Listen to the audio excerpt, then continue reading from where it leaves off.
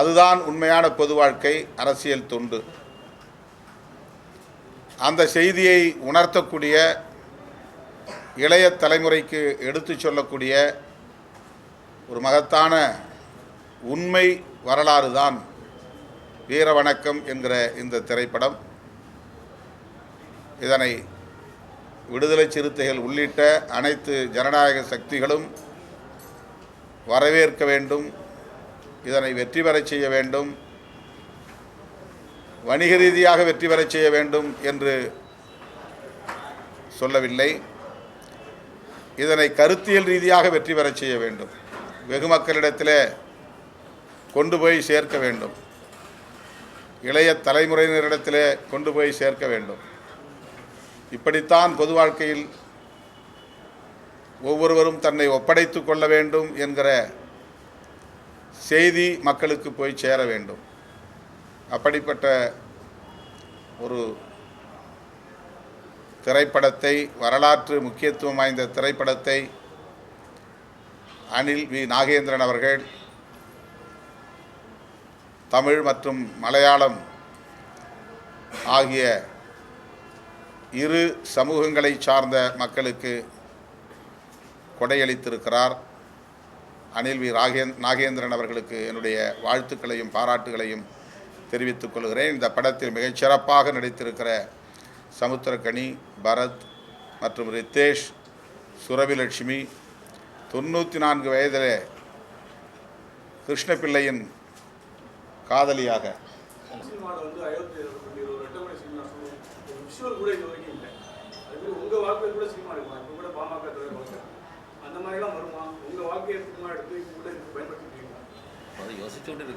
ஒரு நல்ல ஆலோசனை. திரைப்படத் துறையில் உள்ளவர்களுக்கு நீங்கள் இந்த ஆலோசனையை வழங்கியிருப்பதாக நான் எடுத்துக்கொள்கிறேன். விடுதலை சிறுத்தைகள் கட்சியும் அதை பற்றி சிந்திக்கவும் கடமைப்பட்டிருக்கிறது. வாய்ப்பிருந்தால் விடுதலை சிறுத்தைகள் அதுபோன்ற மகத்தான ஆளுமைகளின் வாழ்க்கையை குறும்படமாகவோ திரைப்படமாகவோ எடுக்க முயற்சிப்போம்.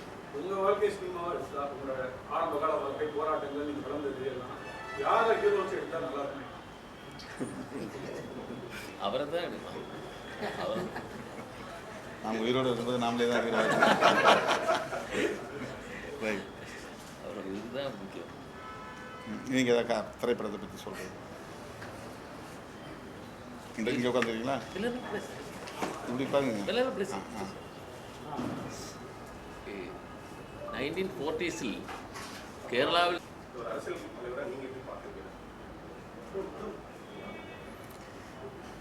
வணிக நோக்கில் எடுக்கப்படுகிற திரைப்படங்களில்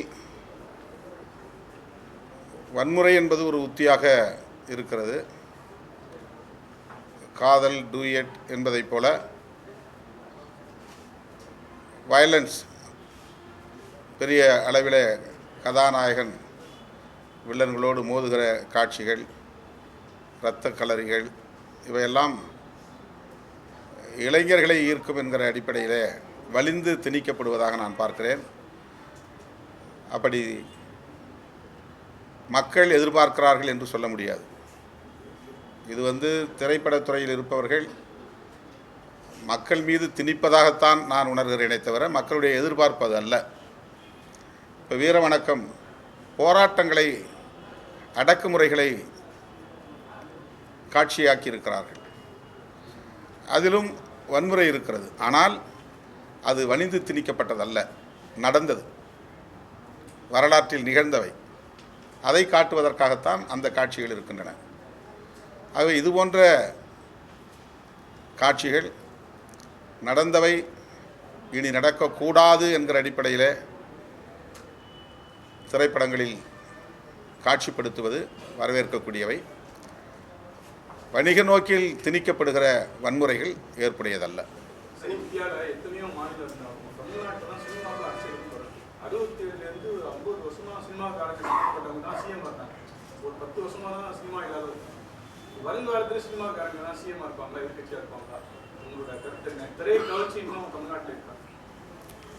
அப்படி இருக்கிறதுனால தான் வந்து திரைப்படத்துறையை சார்ந்தவர்கள் நம்பிக்கையோடு களம் இறங்குகிறார்கள். ஆனால் இன்றைய தலைமுறையினர் அரசியல்வாதிகளை விடவும் அரசியல் விழிப்புணர்வு பெற்றவர்களாக இருக்கிறார்கள் என்பதை நாம் கணக்கிலே கொள்ள வேண்டும், கருத்திலே கொள்ள வேண்டும். 40 ஆண்டுகள் 50 ஆண்டுகள் அரசியல் களத்தில் பணியாற்றக்கூடியவர்களின் போக்குகளை துணிந்து விமர்சிக்கக்கூடிய அளவுக்கு அரசியல் ஈடுபாடு, அரசியல் விழிப்புணர்வு தமிழகத்தில் கூடுதலாக இருக்கிறது, வளர்ந்திருக்கிறது என்று நான் நம்புகிறேன். எனவே வெறும் திரை மாயை ஆட்சியை பிடிக்க போதாது. தமிழ்நாட்டு மக்கள் அப்படி ஏமாற மாட்டார்கள் என்று நான் நம்புகிறேன்.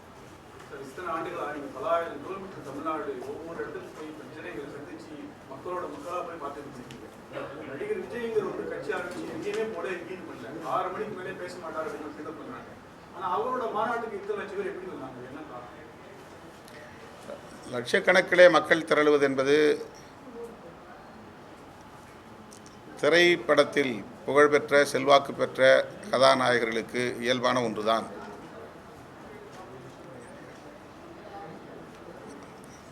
ஆந்திராவிலே சிரஞ்சீவி, பவன் கல்யாண், அதைப்போல தமிழகத்திலே பல தலைவர்கள் இன்றைக்கு நாம் விஜயகாந்த் உட்பட விஜய் வரையிலும் பார்க்கிறோம். ஆனால் அவர்களால் கடைசி வரையில் தாக்கு பிடித்து நிற்க முடிகிறதா என்ற கேள்வி எழுகிறது.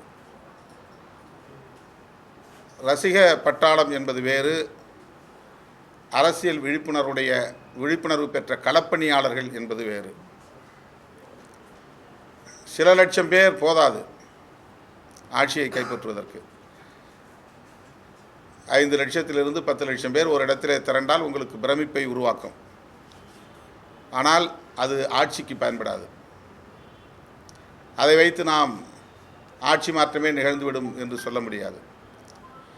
கட்சி தொடங்கி இத்தனை ஆண்டுகள் கடந்த நிலையில் 2 மாநில மாநாடுகளை நடத்தியிருக்கிறார்கள். 1வது மாநாடு 2வது மாநாடு என்று தான் அதற்கு பெயர் சூட்ட முடிந்ததை தவிர கருத்தியல் சார்ந்து அந்த மாநாட்டுக்கு பெயர் சூட்ட முடியவில்லை. அதில் ஒரு ஐடியாலஜிக்கல் கான்செப்ட் இல்லை. இப்போ நாங்கள் மாநாடு நடத்துகிறோம்னா வெல்லும் ஜனநாயகம் மாநாடு, அதில் ஒரு கான்செப்ட் இருக்குது.